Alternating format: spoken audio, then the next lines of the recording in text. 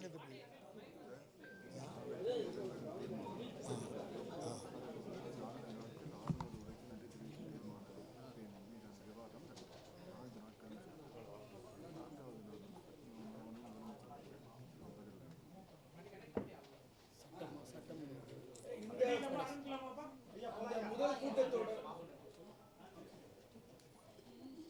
அவ்வளவு வேகத்தில் நிற்கல கேள்வி.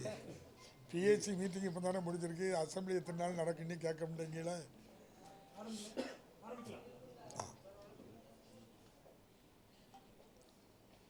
ஆளுநர் உரையுடன் இன்று தமிழக சட்டமன்றம் கூடியது.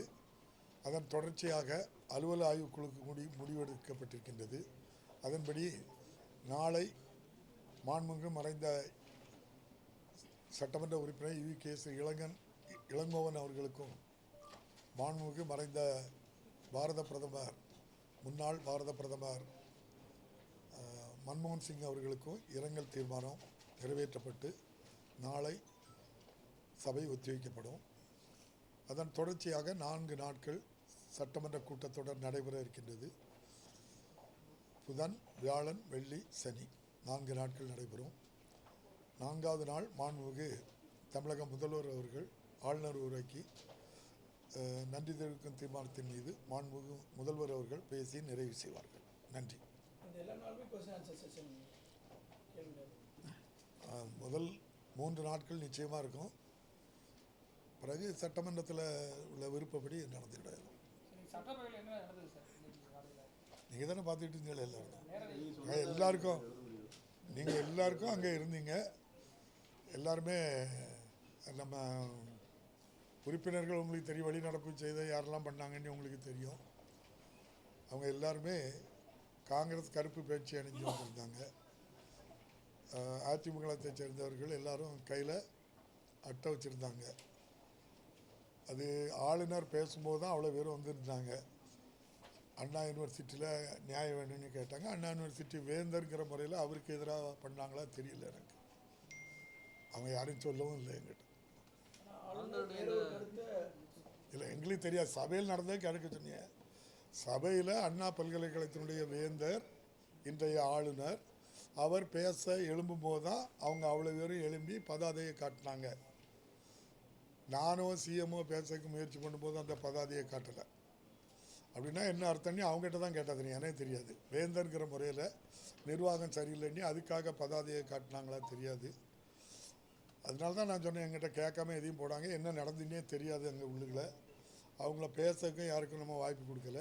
அதனால அவங்க பதாதையை காட்டினதுனால ஆளுநர் உரைக்கு குந்தகம் விளைவிக்கும் வண்ணம் ஒரு கலவர நோக்கத்தோடு அங்கே பண்ணதுனால தான் நம்ம என்ன செய்தோம், அவங்கள வெளியேற்றோம். ஆளுநருடைய செயல் எப்படி பார்க்குறீங்க சார்? தொடர்ந்து நீங்கள் தான் சொல்லணும். அதுக்கு அவை முன்னவர் நல்லா சொல்லியிருக்காங்க. இந்தியன் கான்ஸ்டியூஷன் 176 படி ஆளுநர் the governor shall address legislative அசம்பிளின்னு சொல்லியிருக்காங்க. அவங்க இதில் கண்டிப்பாக என்ன செய்யணும், வாசிக்கணும். அது நம்ம அவை முன்னர் ரொம்ப தெளிவாக சொன்னாங்களே. இந்த மாதிரி ஆளுநர் அவர்கள் அந்த ஜனநாயக கடமை என்ன செய்திருக்கணும், நிறைவேற்றிருக்கணும். தொடர்ந்து இதுபடி 3வது வருஷம் இது பண்ணிகிட்டு இருக்காங்க. அது நம்ம அவையிலே தீர்மானம் கொண்டு வந்து அதை தவறுங்கிறத என்ன செய்திருக்கோம், நம்ம கண்டிச்சிருக்கோம்.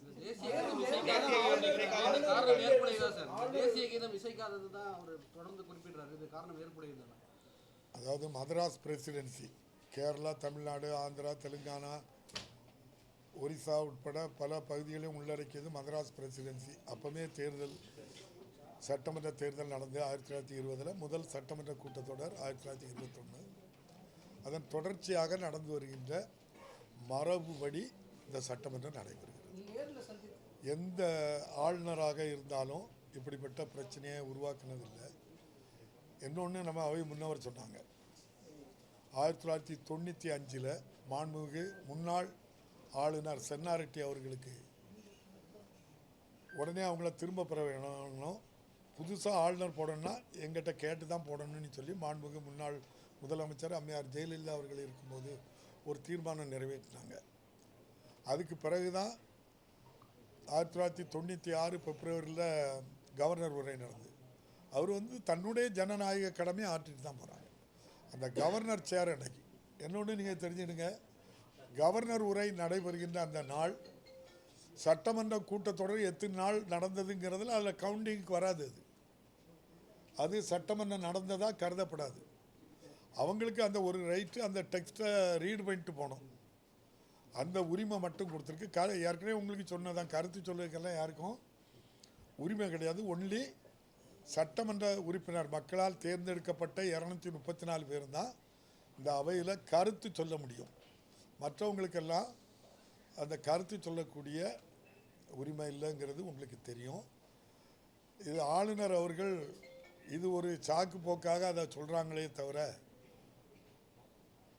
அந்த ஆளுநர் உரையை வாசிக்க விருப்பம் இல்லாத காரணத்தினால அப்படி பண்ணுறாங்கன்னு நான் தெரிஞ்சுக்கிட்டேன். அவங்கள பற்றி தொடர்ச்சியாக பார்க்க நீங்கள் முறைப்படி அழைப்பு விடுக்க போகும்போது இது சம்மந்தமாக வந்து உங்கள்கிட்ட ஆளுநர் வந்து விவாதம் பண்ணாங்களா, இல்லை உரை வந்து இந்த மாதிரி தான் இருக்கணும் அப்படின்னு சொல்லி ஏதாவது ஒரு அதை என்கிட்ட சொல்ல முடியாதுல்ல தம்பி.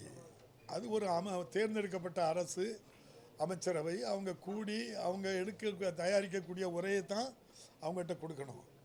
சம்பிரதாயம் முதல் கூட்டத்துக்கு அவங்க வரணும். அது பேரவை தலைவர் போய் நேரில் போய் அது வந்து நம்முடைய சம்பிரதாயம் மட்டுமில்லை, தமிழர்களுடைய நாகரிகம் பண்பு, அதை போய் ஐயா நாங்கள் இப்படி சட்டமன்ற கூட்டத்தொடர் அதுக்கு கூட்டத்துக்கு அனுமதியே அந்த கவர்னர் தானே தந்திருக்காங்க. அந்த தேதியில் போய் மரியாதை நிமித்தமாக தந்தோம். எங்களை நல்லா பண்பாக உபசரித்தாங்க, எங்களுக்கு டீ எல்லாம் தந்தாங்க. நல்லா சந்தோஷமாக தான் பேசிக்கிட்டோம். எந்த விதமான கருத்து முரண்பாடுகளோ அல்லது ஒருத்தருக்கு ஒருத்தர் ஏன் வந்தாங்க அப்படிங்கிற விட ரொம்ப மோஸ்ட் வெல்கம் அவங்க. அதே மாதிரி நீங்களும் பார்த்தீங்க, அவங்களுக்கு என்ன கௌரவம் உண்டோ அவ்வளவும் அது வந்து கான்ஸ்டியூஷனில் இருக்குது. இது வந்து தொடர்ந்து இந்திய அரசியலமைப்பு சட்டத்துக்கு விரோதமாக செயல்படுவது நியாயமானு நீங்கள் தான் சொல்லணும்.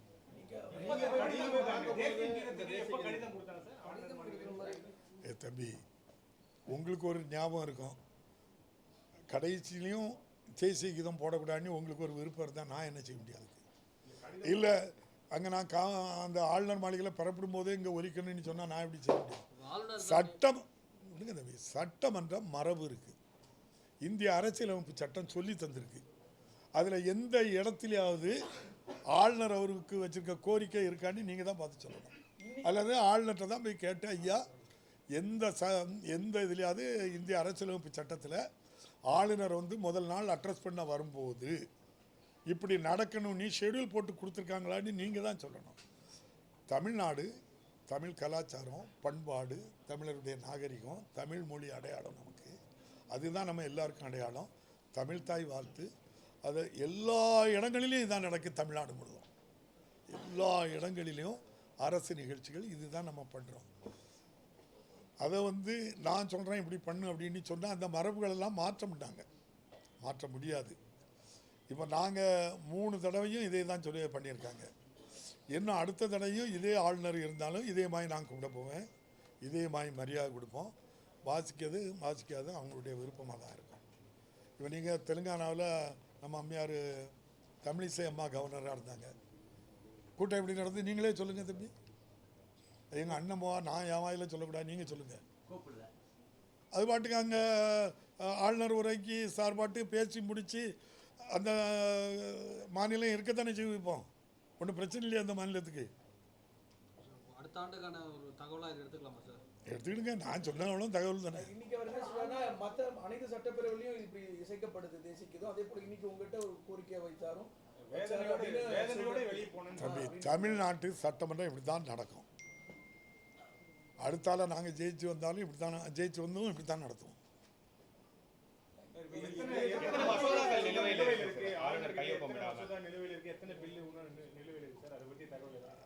அது வந்து ஆளுநர்கிட்ட நிலுவையில் இருக்குது, நெகட்டிவ் பண்ணது இருக்குது, குடியரசுத் தலைவருக்கு அனுப்புனது இருக்குது. இவங்க முடிவெடுக்க வேண்டியது பிரைம் பில்லு இவங்க பாஸ் பண்ணியிருப்பாங்க, அதை திரும்ப சட்டமன்றத்தில் தீர்மானம் வச்சு திரும்ப கொண்டு போயிருப்போம். அதை கவர்னருக்கு பிரசிடெண்ட்டுக்கு அனுப்பியிருக்காங்க. அந்த விதிமீறல் சட்டமீறல்லாம் கைவந்த கலையாக இருக்குது அந்த மாளிகையில். நாங்கள் என்ன செய்ய முடியும் சார்? ஆளுநர் தன்னுடைய சுய விருப்பம் வந்து சட்டமன்றத்தின் மேலே திணிக்க முற்படுறாரு. நீங்கள் இந்தியாவில் எந்த மாநிலத்திலேயாவது ஒன்றிய அரசு ஆட்சி செய்கிற இடத்துல இந்த பிரச்சனை இருக்கா? இது தமிழ்நாட்டில் கொள்கை ரீதியான ஒரு அரசு ஆட்சியில் இருக்கிறதுனால வேணும்னே திட்டமிட்டு இட்டு கட்டி பண்ணுறாங்களான்னு எனக்கு தெரியல. என்ன தம்பி, அது சொல்ல முடியுங்களே, நீங்கள் தான் கேட்கணும். ஆளுநர் மாளிகையில் போய் ஐயாவை பார்த்து ஐயா இப்படி பண்ணுறீங்க, எங்கள் தமிழ்நாட்டில் இப்படி தானே இவ்வளோ நாள் நடந்துக்கிட்டு இருக்கு, இது தேவையில்லாமல் ஐயா இதெல்லாம் கேட்குறீங்க, வந்தால் கான்ஸ்டியூஷன் படி நீங்கள் பேசு.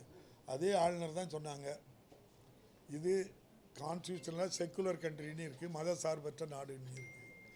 மத சார்புள்ள நாடுன்னு பொது வழியில் சொல்கிறாங்க. இதே ஆளுநர் தான் சொன்னாங்க. நீங்கள் அவங்க மேலே என்ன நடவடிக்கை எடுத்துருவீங்க, நான் என்ன எடுத்துருவேன் சொல்லுங்கள். அப்போ இந்திய அரசியலமைப்பு சட்டப்படி நடத்ததுக்கு எதிராக இருந்தாக்கி நான் என்ன செய்ய முடியும் சொல்லுங்கள். வெளியேற்றப்பட்ட எதிர்கட்சி உறுப்பினர்கள் நாளைக்கு சபையில் கலந்துக்கலாமுங்க. இன்னைக்கு ஒரு நாளும் தானே தம்பி, ஆளுநருக்கு எதிராக தான் அந்த பதாதைகளை தூக்கி அவர் வேந்தங்கிற முறையில் காட்டினதாட்டு தான் நான் உணர்ந்துக்கிட்டேன். ஏன்னா ஆளுநர் பேசும்போது அல்லன்னா அந்த எதிர்ப்பை காட்ட வேண்டிய அவசியம் இல்லை. அப்போ ஆளுநர் வேந்தர் அங்கே சரியாக அங்கே சில மாணவிகள் பாதிக்கப்பட்டிருக்காங்கங்கிற இஷ்யூவை ஆளுநருக்கு விரோதமாக காட்டி அவர்கள் ஆளுநர் வெளியே போனோடனே அவங்களும் போயிட்டாங்க. எதிர்கட்சிகள் தொடர்ந்து ஒரு விமர்சனம் வச்சுட்டு வராங்க. எதிர்கட்சிகள் எங்களை ஆளுநர் சபாநாயகரை எங்களை பேசவே அனுமதிக்க மறுக்கிறாரு, அமைச்சர் பேச வேண்டியதெல்லாம் கூட சபாநாயகரே பேசிடுறாருன்னு சொல்லிட்டு உங்க மேல ஒரு விமர்சனம் வச்சுட்டே இருக்காங்க. எப்படி பாக்குறீங்க? நீங்கள் தான் பார்த்து சொல்லணும். நீங்கள் உங்கள் எல்லாத்துக்கும் ஒரு 140 பேருக்கு உள்ளே இருக்கப்பட்டு தந்திருக்கேன். பத்திரிகையாளர்கள் ஊடகங்களுக்கு போட்டு நான் தந்திருக்கேன். 66 பேர் எதிர்கட்சியில் இருக்கிறாங்க, 132 பேர் ஆளுங்கட்சியில் இருக்கிறாங்க. இது போக தோழமை கட்சிகள்லாம் இருக்குது. இதில் யார் அதிக நேரம் பேசுறதுக்கு வாய்ப்பு கொடுத்துருக்கு பாருங்கள். கேள்வி நேரத்தை பாருங்கள். ஒன்று ஆளுங்கட்சிக்கு மேல் ரோன்னா அடுத்தல எதிர்கட்சிக்கு இந்த பக்கம் ஃபுல்லாக அவங்க தான். அங்கேருந்து எம்எல்ஏக்கள் வருவாங்க எதிர்கட்சியிலேருந்து, எங்களுக்கு துணை கேள்வி தாங்கப்பாங்க. அது டிவியில் லைவாக இருக்கிறதுனால எல்லாம் காட்டுறதுனால அதை கேட்க எப்பவுமே நேரலையில கொடுப்போம். முதல் கூட்டத்தொடர் எப்பவுமே நேரலையில கொடுப்போம். அவங்க பதாது அங்கே போட்ட தகராறில் என்ன டெக்னிக்கல் ப்ராப்ளம் ஏற்பட்டோ தெரியல, நான் பார்த்து சொல்கிறேன், கேட்டு சொல்கிறேன். டெக்னிக்கல் ப்ராப்ளம் அது எனக்கு தெரியாது, அது என்ன நடந்துன்னு எனக்கு என்ன தானே தெரியும். இப்போ நீங்கள் தான் காட்டிகிட்டு இருக்கேன்னு நினச்சிட்டு இருக்கேன். நான் இதுவரை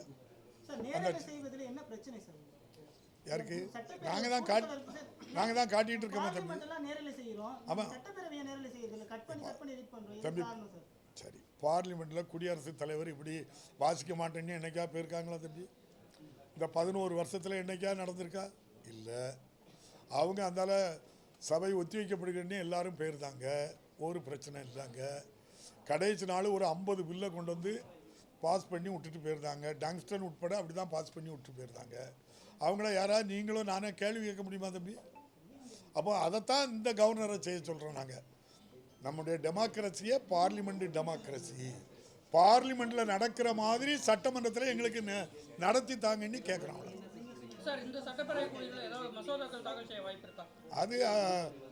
அது ஆளுங்கட்சிக்காரங்கிட்ட கேட்கணும் தம்பி.